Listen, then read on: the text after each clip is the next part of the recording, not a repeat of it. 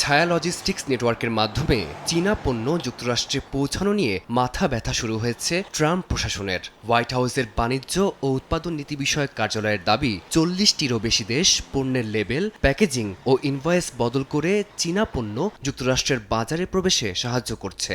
মার্কিন প্রশাসনের দাবি, এই প্রক্রিয়ায় প্রতি বছর তাদের বিলিয়ন বিলিয়ন ডলারের রাজস্ব ক্ষতি হচ্ছে, যা সরাসরি মার্কিন শ্রমিক ও প্রস্তুতকারকদের পকেট থেকে চুরি যাচ্ছে।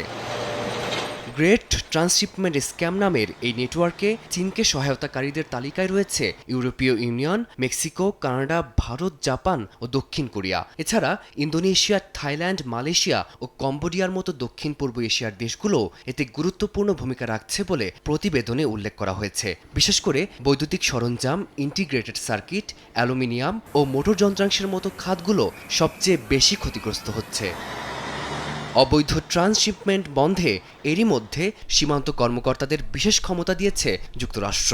এছাড়া কৃত্রিম বুদ্ধিমত্তা বা এআই প্রযুক্তি ব্যবহার করে চালানের তথ্য বিশ্লেষণ করা হচ্ছে। ট্রান্সশিপমেন্টের সহায়তাকারী দেশগুলোকে সতর্ক করে দিয়ে ওয়াশিংটন জানিয়েছে, এটি এখন যুক্তরাষ্ট্রের অর্থনৈতিক সার্বভৌমত্বের বিষয় হয়ে দাঁড়িয়েছে। শুল্ক আরোপের বিরুদ্ধে আইনি বাধার মুখে পড়ে ট্রাম্প প্রশাসন বিশ্ব বাণিজ্যে এই নতুন চাল চালছে বলে ধারণা করছেন অর্থনৈতিক বিশ্লেষকরা।